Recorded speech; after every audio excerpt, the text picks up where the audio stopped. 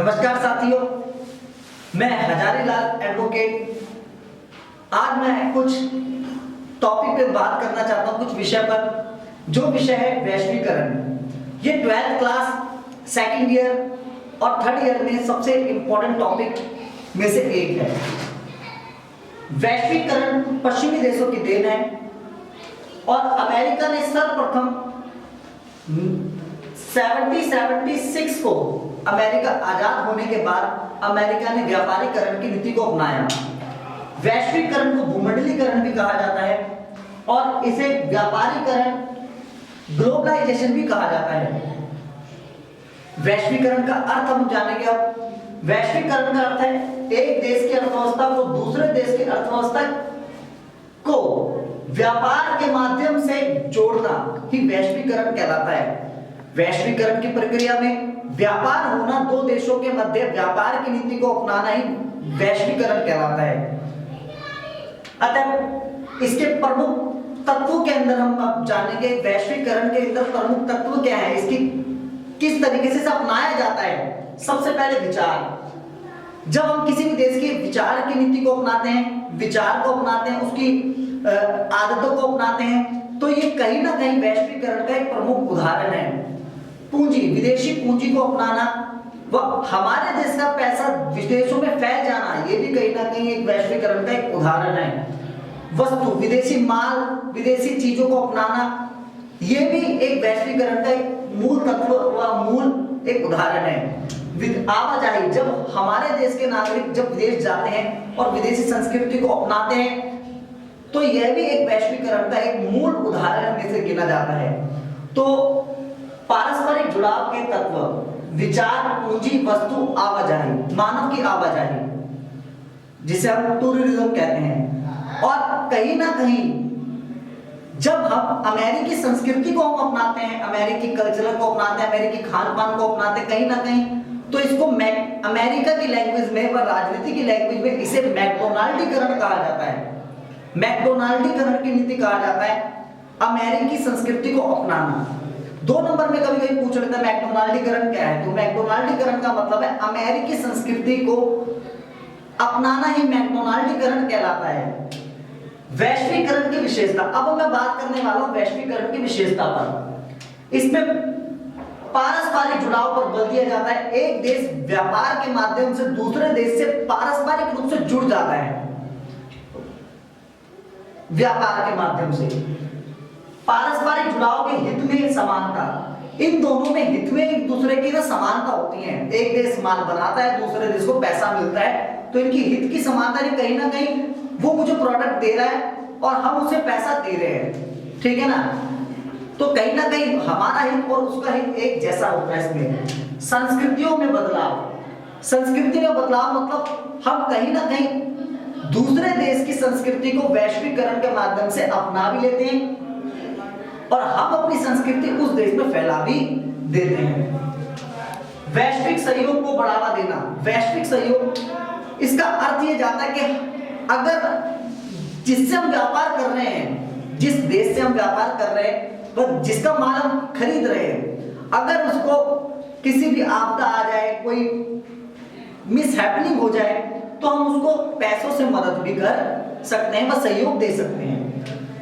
पर वह व्यापार में गतिशीलता, इसके अंदर व्यापार के अंदर गतिशीलता आती है। हमारा माल पूरी दुनिया जगत में फैल जाता है और इससे व्यापार एक पूरी तरीके से फैल जाता है, यानी व्यापार में गतिशीलता आ जाती है। अब मैं बात करने वाला हूं सबसे इंपॉर्टेंट टॉपिक, सांस्कृतिक वैश्वीकरण क्या होता है। सांस्कृतिक वैश्वीकरण सबसे इंपॉर्टेंट टॉपिकों में से एक है कि वैश्वीकरण में, सांस्कृतिक वैश्वीकरण का क्या प्रभाव है। इसके 2 प्रभाव होते हैं, सकारात्मक और नकारात्मक। जैसा मैंने बताया कि अमेरिकी संस्कृति को अपनाना मैकडोनाल्डीकरण कहलाता है। खान पान तथा पहनावे का प्रभाव, यानी कहीं ना कहीं हम व्यापार करके दूसरे देश के खान पान को अपनाते हैं, पहनावे को अपनाते हैं, जींस का प्रचलन होता है, तरह तरह से कहना हम उसकी आदतों को भी अपना रहे हैं। इसे सांस्कृतिक वर्चस्व में गिना जाएगा या सांस्कृतिक वैश्वीकरण में भी गिना जाएगा। त्योहार का प्रचलन, एक तरीके से फेस्टिवल, जिस तरीके से फेस्टिवल है, जैसे आज के टाइम में rose day, hug day, valentine's day India के लोग बहुत अधिक बना रहे हैं। हम अपने कल्चरल को भूल चुके हैं।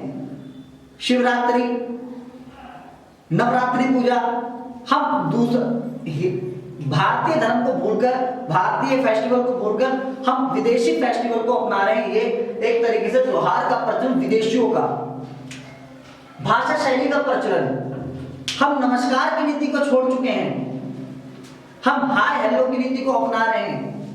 कहीं ना कहीं हम वैश्वीकरण के माध्यम से अंग्रेजी सभ्यता को अपनाते जा रहे हैं। विचार शैली का प्रचलन, विचार शैली, हमारी सोचने की क्षमता भी, हमारे काम करने की क्षमता भी व्यापार के माध्यम से अंग्रेजी होती जा रही है। जैसे आजकल मूवियों के अंदर हम हिंदी मूवी कम और हॉलीवुड मूवी ज्यादा देखना पसंद कर रहे हैं।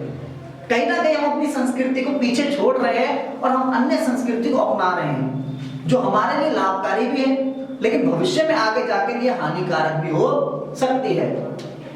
इसके नकारात्मक प्रभाव, धनी देश की संस्कृति गरीब देशों पर लाद दी जा रही है, लादना। इसका पहला पॉइंट है धनी देश की संस्कृति को गरीबी देश की संस्कृति पर लादना। कहने की बात यह है कि इसमें जो अमीर देश हैं वो जबरदस्ती गरीब देश पर व्यापार के माध्यम से संस्कृति को लाद देते हैं और हमें मजबूरी में उस संस्कृति को अपनाना पड़ता है, क्योंकि वो हमें लालच देकर भी ये लादते हैं। जैसे ईसाई धर्म का प्रचार, एक देश की संस्कृति की मौलिकता समाप्त हो गई है। जैसे इंडिया के अंदर धीरे धीरे अंग्रेजी संस्कृति का ज्यादा प्रचलन हो रहा है। बाइबल, हम रामायण, हम गीता, इनको भूलकर हम कहीं ना कहीं हमारी मौलिक संस्कृति को भूलकर हम विदेशी संस्कृति को अपना रहे हैं। इंटरनेट के द्वारा अश्लीलता बढ़ना, सच बात है, इंटरनेट के द्वारा अश्लीलता बढ़ती जा रही है और मानव तनाव में जा रहा है। इंटरनेट के द्वारा इसका प्रचार भी अच्छा हुआ, पॉजिटिव भी है, पर इसका कई हद तक नेगेटिव भी है। अगर हम गलत चीजों को अपनाएं तो वेशभूषा, खान पान और त्योहार की मौलिकता समाप्त हो गई है। हम अपनी संस्कृति को भूल चुके हैं, हम अन्य देश की संस्कृति को अपनाते जा रहे हैं। ये एक व्यापार के द्वारा एक संस्कृति के ऊपर बहुत बड़ी हानि है। सांस्कृतिक वैश्वीकरण एग्जाम में बहुत इंपॉर्टेंट है। अब मैं बात करने वाला हूं जो आर्थिक वैश्वीकरण, पैसे का वैश्वीकरण। व्यापार, कोई भी व्यापार पैसे पर ही टिका है। पैसा नहीं तो व्यापार भी नहीं। आर्थिक वैश्वीकरण सबसे पहले आता है खुले द्वार की नीति। खुले द्वार की नीति ये सर्वप्रथम चीन लेके आया 1978 में। इसमें क्या होता है, खुले द्वार की नीति के अंदर हम छोटे देशों से तो व्यापार करते हैं, पर हम बड़े बड़े देशों से भी इसमें व्यापार करते हैं और पैसा कमाने की कोशिश करते हैं। लेकिन भारत ने भी खुले द्वार की नीति का अनुसरण 1995 के बाद भारत ने साफ्टा इनकी नीति को छोड़कर अब ओपन डोर की नीति, मुक्त व्यापार, फ्री ट्रेड की नीति अपना ली है। आर्थिक संस्थाओं का वैश्वीकरण में योगदान, जैसे कि पैसे, एनजीओ, आर्थिक संस्थाएं जो बनने लगी हैं, जो पैसा का योगदान देती हैं, हमें बिजनेस करने के लिए देती हैं। इसका पॉजिटिव पॉइंट तो है, पर वो अच्छी दर पर हमसे ब्याज भी लेती हैं। आर्थिक प्रवाह के द्वारा जनता समृद्धशाली, जब व्यापारीकरण होगा, पैसे का प्रवाह होगा, एक पैसा सारी जगह फैलेगा तो जनता समृद्धशाली हो जाती है। हमें एक अवसर मिल जाता है कि मार्केटिंग करने का, और हम मार्केटिंग करके हम बैंक से वगैरह से लोन भी ले लेते हैं। बेहतर बनाने का अवसर व्यापार द्वारा, इसमें व्यापार के माध्यम से एक देश को बेहतर से बेहतर बनाने की चेष्टा की जाती है, व्यापार के माध्यम से। अब इसकी हानि, आर्थिक वैश्वीकरण की हानि क्या है? पूंजीपति वर्ग शक्तिशाली। वैश्वीकरण का सही लाभ, सच बात बोलता हूं मैं कि वैश्वीकरण का सही लाभ पूंजीपति वर्ग को ही मिलता है। गरीब वर्ग तक इसका लाभ नहीं पहुंच पाता। जैसे अभी किसान आंदोलन की बात चल रही है, जैसे जियो कंपनी ये अमीर वर्ग की कंपनियां हैं और ये अमीर तक इसका लाभ पहुंच पाता, गरीब तक इसका लाभ नहीं पहुंच पाता। जन कल्याण व सुरक्षा में कमी। जब व्यापार ही अमीरों के लिए होगा तो जन का कल्याण कैसे होगा? जनता का कल्याण कभी नहीं हो सकता। और सुरक्षा भी अमीरों को ही दी जाती है, गरीबों के लिए सुरक्षा व्यवस्था नहीं है। ये कहानी भी है देश के लिए। गरीबों के हितों की अनदेखी। वैश्वीकरण के अंदर जो भी व्यापार सेटअप होता है, व्यापार करने की सेटिंग होती है, उसमें अधिकतर अमीरों के हित की सोची जाती है, गरीबों के हितों की तो अनदेखी कर दी जाती है। यानी उनके हित के बारे में सोचा नहीं जाता। जो भी व्यापार होता है वो अधिकतर गरीबों के हित की अनदेखी होती है उसमें। कुटीर उद्योग धंधों को नुकसान। सच बात है कि छोटे छोटे उद्योग, रेडी पटरी वाले छोटे छोटे लोग, कुटीर उद्योग धंधे, इनका बड़ी तेजी से नुकसान हो रहा है। क्यों? क्योंकि वैश्वीकरण के अंदर बड़े बड़े उद्योग जानबूझकर, ठीक है ना, अपनाए जाते हैं और छोटे छोटे उद्योग जिनमें पैसे की बचत कम होती है उनको बिल्कुल खत्म कर दिया जाता है। अब मैं बात करने वाला हूं भारत को वैश्वीकरण ने कैसे प्रभावित किया और भारत क्यों वैश्वीकरण से प्रभावित है। बहुत इंपॉर्टेंट क्वेश्चन है। भारत को वैश्वीकरण से क्या लाभ हो रहा है और भारत लाभ क्या दे रहा है? भारत के अधिकांश लोग रोजगार की तलाश में विदेश जाते हैं, ये बात सच है। भारत के लगभग 10% लोग विदेशों में जाके बसे हुए हैं रोजगार की तलाश में।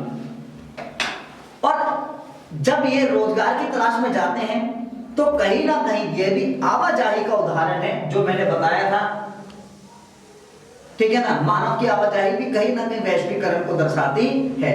वह उस देश में जाएगा, उसका प्रोडक्ट खाएगा, उधर के कपड़े पहनेगा, उधर की नीति को अपनाएगा, उधर की विचारधारा को देखेगा, समझेगा, तो कहीं ना कहीं वह भी विदेशी के रूप में ढलता जाएगा।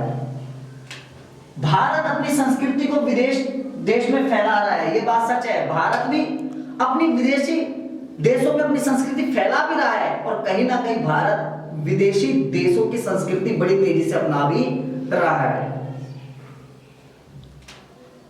भारत व्यापार के माध्यम से समस्त राज्यों से जुड़ता जा रहा है, ये बात सच है। आज के टाइम में भारत का व्यापार लगभग 152 देशों में है। 152 देशों के अंदर भारत व्यापार करता है। व्यापार के देश में भारत का अच्छा रैंक आता है, भारत अच्छे रैंक पर है। लेकिन भारत व्यापार के माध्यम से समस्त देशों से, छोटे देशों से, बड़े देशों से सबसे जुड़ता जा रहा है और सभी को आर्थिक मदद भी कर रहा है। भारत कंप्यूटर प्रौद्योगिकी व तकनीकी क्षेत्र में प्रभुत्व जमा रहा है। कहने की बात है, भारत कंप्यूटर के माध्यम से हो, तकनीकी के माध्यम से हो और प्रभुत्व वह हर चीज में जमाता जा रहा है। भारत की जनता काफी हद तक सॉफ्ट इंजीनियरिंग, ठीक है ना, हार्ड वर्किंग, नेटवर्किंग, इनके माध्यम से भी काफी लोग विदेशों में पहुंचे हुए हैं। भारत समस्त देशों में अपनी वैश्वीकरण की नीति का निर्वाह कर रहा है। भारत की विदेश नीति कोई छोटी मोटी विदेश नीति नहीं है। भारत की जो विदेश नीति है बहुत ही शांतिवादी, अमनवादी व गुटनिरपेक्षता की नीति को अपनाने वाला देश भारत वह धीरे धीरे वैश्वीकरण को पूरी दुनिया में फैला रहा है। मैं आशा करता हूं कि आपको मेरी वीडियो पसंद आई होगी। जय हिंद, जय भारत।